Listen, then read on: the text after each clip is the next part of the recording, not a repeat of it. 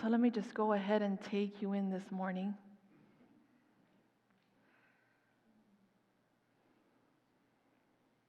There's just something about the silence, the love. Do you feel it?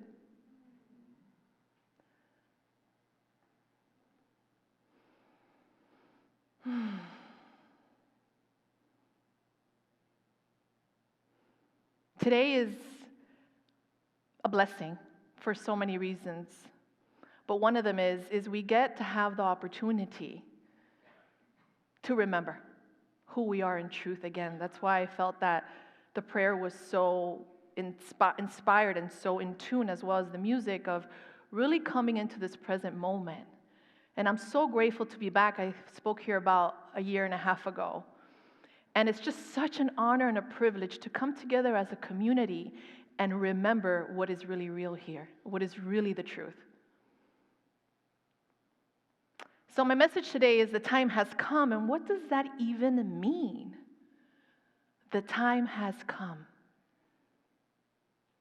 It's something very powerful, because when we begin to recognize who we are in truth and where we come from, and that we are so perfect, it's like we're so amazing.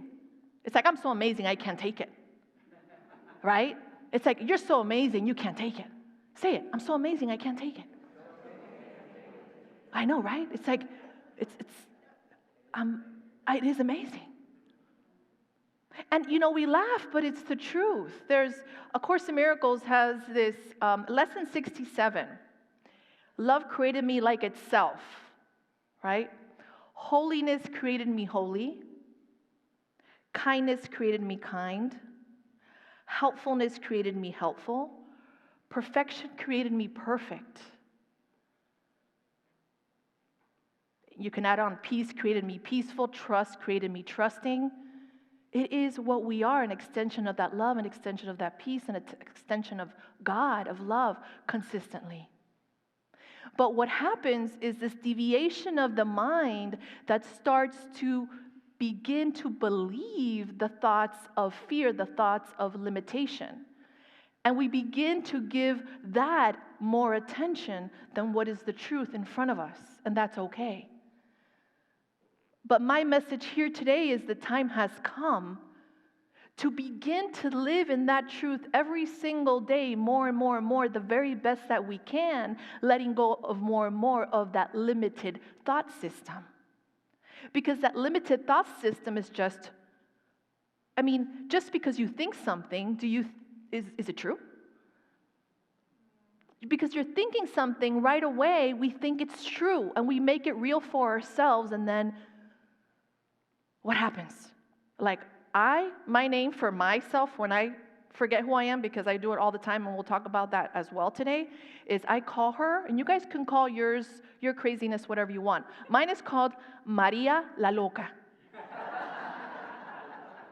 And my husband knows her well. Right, honey?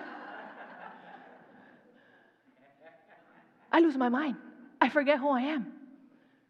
And that's why we need to begin to understand that it's okay, because we're human, we're in a human body, and we forget who we are. So there's a call for grace. It's okay. I always say it's okay to be a hot mess. It's okay to mess it up, because we just, we do the best we can with the awareness we had in the moment. If we knew otherwise, if we had a different consciousness, we would have done it differently. So there's a call for grace. It doesn't mean you stay there forever, but it does mean you have acceptance of where you are in the present moment. And that might always change. Some days we have really good days, some days we have very bad days, some days we have so-so days. It depends on what's going on in the mind and how transed out or not we are. So it's very important to begin to come into this state of mind of having this dedication to your spiritual practice here at Unity. To walk the talk, as they like to say, to really practice it. That's why the time has come to really live it without exception. We have the Unity principles, and if I could get the slide a second. We have the 5 core spiritual principles of Unity.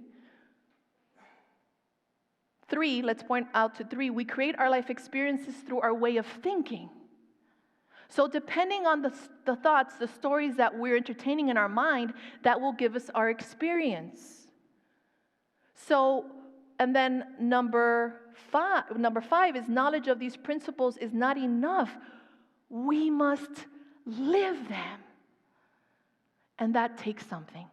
That takes courage. That takes your commitment to not needing to be right. That takes your commitment to not being a victim of the world that you see. That takes the commitment to really step into the game and the understanding of who you are in truth. Perfection, period. How do we do this? Dedication, time, doing the very best you can, practicing, forgetting, remembering, forgetting, remembering. I just forgot this weekend, by the way. I forgot big time. I'll tell you a little story. We just bought a beautiful home, our dream home, my husband and I. And I didn't realize how obsessive I am till I bought a home. Obsessive of having everything beautiful. I want everything to look like a model home today. I want to be like Jeannie. Remember her? Bing! Or this one. Bewitched. Please, just make my home a model home. The perfect walls, the perfect colors.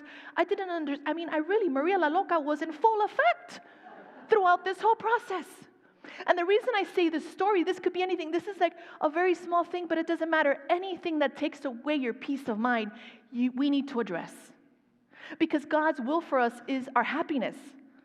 It's our birthright. It's our function. Holiness created me perfect. Peace created me peaceful, right? That's the truth. So when these little things start to take away our peace, we need to recognize them. We need to address them. We need to stop. We need to go inside. We need to observe what we're doing, what's going on. Be in presence. Be still. Coming into the moment. Close your eyes now and feel the palm of your hands. Just feel the energy in the palms of your hands. And don't think of anything. Just feel your hands. Maybe they're tingling. You feel more alive. You feel that they're alive. Good, you may open your eyes. It's just that. Do you feel it? It's like you get to put your attention on your hands. It's like you're right there. So I went to pick some paint. Obviously, I've been organizing and designing the house, and now we're in the putting paint on the walls part. And my husband and I went to Lowe's and picked some paint, and we picked color for my son's room. It's, do we know Sonic here? It's like a blue, a very powerful blue. And my husband says, instead of having so many blues, let's put this blue in the den, in the TV room. I said, you know what, it looks nice on the thing, let's do that. So he went ahead. The morning he woke up, he was so excited. I was laying on the bed, I was resting, and all I hear is him putting on the music and beginning to paint. And this is a big wall, very big wall.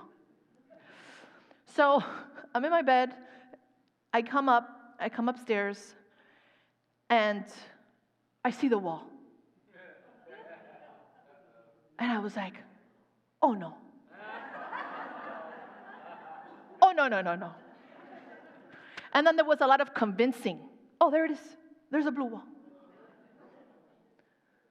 Very blue. I was like, oh, no. This is messing up my style, my design, my Martha Stewart, my model home. No.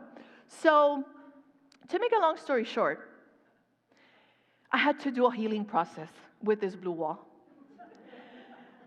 And that's why you take all the opportunities you can to come back to your center. It doesn't matter. It could be a blue wall. It could be the doctor giving you a diagnosis. It could be you don't have enough money in the bank. It could be a divorce. It could be anything that is. We must and we can come back to our center. The time has come.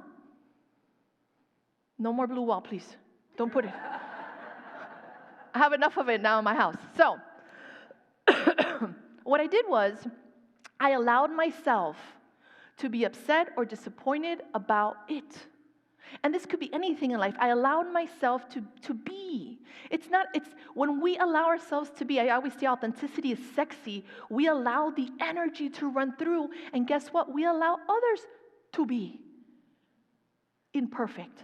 Because it's not even imperfect. It's just the allowance, giving permission.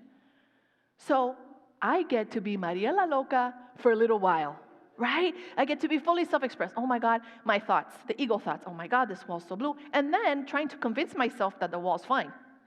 Oh no, it's fine. It's not so blue. Oh, let me look at it again. Oh no, it's not that blue. Oh, you know what? That's so modern. Oh, maybe I put gold here. Maybe it'll look better. Like trying to convince myself, and then my husband trying to convince me it's fine, right? Because he doesn't want to have to paint over the wall, right? Oh, honey, it's beautiful. Look at it, so poppy. Look how bright. I mean, come on. And I'm like, yeah. No, I can't. I just can't. It's just not authentic. It's like just not going to happen, right? But it's like this authenticity of just allowing the teaching. This is a classroom. We get taught with walls. We get taught with finances. We get taught with relationships. We're constantly being taught. And guess what? We get to come back to God. We get to come back to truth again. So what did I do? I let it go. Why? Because that's how we live it. That's exactly how we live it. We live it by letting it go. It doesn't mean I'm not going to paint the wall back. That doesn't mean anything. It doesn't mean that I'm going to become, my husband's like, oh man, I'm going to have to paint that wall. It doesn't mean that I'm not going to paint it. And it doesn't mean that you're not going to go to the doctor if the doctor tells you, you need to go to the doctor or you're having a health issue. Like, you do things in life, right? The thing is to have the clarity enough to have the understanding who you are, and that's where it comes from. So my thoughts began to settle, and then there was an acceptance. So if you want to be more present in life, there's an acceptance. The wall is blue. Don't put it again. The wall is blue right now. The wall is blue right now. And how do I know that the wall is supposed to be blue? Because it is. Okay? It's just the passion and the understanding and the desire to want that. It's like, I understand that I'm supposed to be going through a divorce. And how do I know I'm supposed to be going through a divorce? Because I am. Not that I am, honey. Don't worry, I'm not divorcing you. I'm just giving an example, okay? Right? How do I know that I am supposed to be going through this? Because I am. It's like, it's fighting reality. And when we fight reality, we lose. And guess what else? There's war, all-out war against your true nature. This is why we suffer. Because we're going against our true nature. Oh, no, I don't want that. Oh, no, I don't want this. Oh, no. It's like we want to play God. We want to do it better than God. How many of you guys want to do it better than God? Control, manipulate, maybe? No, just a little bit. Just a little tad bit. Listen, I know, I'm human, right? It's like there's this understanding. Now, we want to get to the point that we want to live this time has come. We want to dedicate ourselves. There's an incredible quote from The Way of Mastery that if you take anything with you today is this quote. Oh, perfect. No more blue wall. We have this. I want only God, and I no longer care what it takes, what is required. I submit to the mysterious force that is life, asking only that I be transformed into the perfect field of awareness through which love flows without obstruction. I want only God, and I no longer care what it takes, what is required. That's it. That's it right there. I'm so committed to forgiveness. I'm so committed to letting go of being right. I'm so committed to doing the work of seeing through the eyes of love. I'm so committed to going there. I want to be the fullest expression of love. I want to stop being a victim of the world that I see and begin to understand that I'm a creating my experience. The time has come. And the beautiful part is that you get to decide when that time is. And it could be right now. Right now, I choose God, and I choose only loving thoughts and to remember my truth. Recently, I watched something on YouTube. Her name is Betty. She had an NDE, and she was talking about life. And she was talking about how she had this near-death experience, and that she comes from a family of addiction, heroin addiction. And her parents finally committed suicide when they were older. I think they're in their early 20s, her and her sister. And they decided to commit suicide and make that transition with drugs. But she was also addicted to drugs. So she had this experience before when she didn't die, but when she was having the near-death experience, she was talking about how she had the experience of this understanding of God, and she didn't believe in God. God, the drug was her God. She had this experience of who God was for her. She had this experience of the truth. She even had the experience of her birth plan. She said it was like a video game. And she's at the store. She saw herself at the store, literally getting groceries, but it was like she was picking her life. Oh, I'm going to have this mother, I'm going to have this father, I'm going to be a heroin addict, I'm not, like, I'm going to have a baby, I'm not. It's like she saw it all like a cartoon, like choosing her life. And this person that comes from this type of family, of this whole lineage of heroin addicts and this life of destruction, like even prostitution, what happens is she says on camera, and this is very powerful, this is how we live it. She says on camera, I have this understanding of God, of the love of God, the understanding that I choose my experience, I choose my life, that I've chosen this at some level, some form, and I've realized I'm not a victim of my circumstances. I'm not a victim of my circumstances. I'm not standing here saying that this is easy, right? But maybe there's something in your mind today that you can open up your mind and you could be like, hey, you know what? Maybe I don't need to suffer about that anymore. Maybe I don't need to see it this way anymore. And it's hard to get there to say I'm not a victim of that, but if she can, she says, you can. If I can get to the point that I'm not a victim and have an understanding that this is not being done to me and hasn't been done to me, then I am free. So the whole point of that story is living it. Is that she was able to come out the other side and live it. And also, if she didn't, that's okay too. Because the path is the path, and non-judgment is it. So this morning, I want to ask you, are you ready? Are you ready to be in your life fully self-expressed? Are you ready to be in your life looking through love versus fear? Are you ready to be in your life and have this immense clarity and come into your life, and when you forget and maybe you paint your wall blue, that you can step away and be like, it's okay. There's nothing wrong here. It's perfect. I swear to God, I look at it and it's not even bothering me anymore. I'm like, what happened? Like, I could hardly care about the blue wall right now. Because I'm here. And you know what? If I get home and it bothers me, good. Because I get to practice again. I'm not a victim of my circumstances. Good. Oh my God, it's bothering me. Good. I'm going to come back to God. That blue wall doesn't define me. God does. Right? Good. I'm always looking for it. Especially when my husband annoys me. Please annoy me so I can learn. So I can come back to my true nature, so I can remember who I am. I say it to him all the time. I'm like, okay, I'm upset with you. I know you're not my problem, but I need to figure it out. I need to figure out why my ego thinks that you're my problem and that my problem is out there. Because guess what? I don't know if you got the memo. The problem is never out there. It's in your mind. It's in your thoughts. Is it hard to do? Absolutely. So hard to do. But not impossible. Remembering again. There's such freedom in my relationship with my husband because there is that understanding that we're not each other's problem.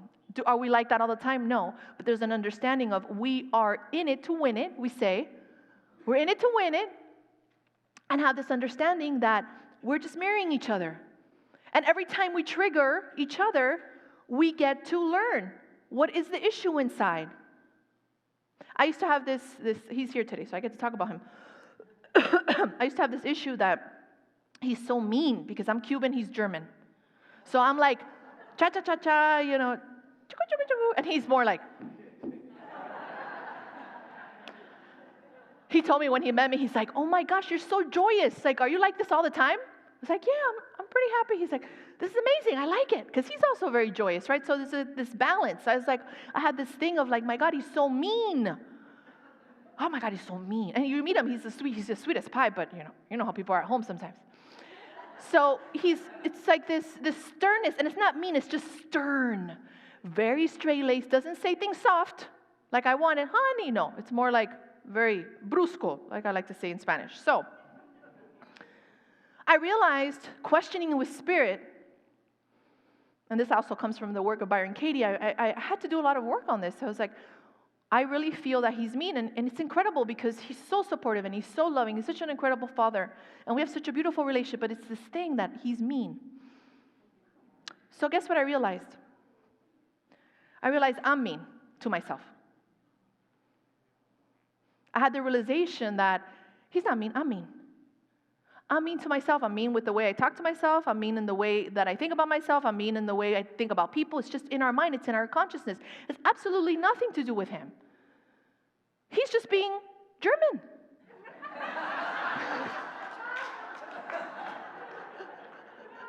Remember something about fun? We didn't just say something about you're going to have fun, you're going to laugh your way through the service. That's pretty much this is it right here. Voila. I love you.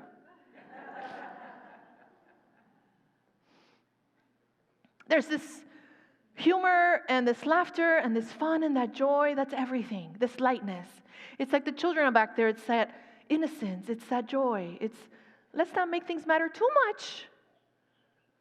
Let's not make things too real, like I did with the blue wall. Remember me? I suffered a lot because of that. So don't make things too real. Don't make things matter too much. And when you realize you're going that way, just come back. Forgetting and remembering, right? Forgetting and remembering. Remembering again what is really true. So now I get to understand that my husband's not my problem, that he's not mean.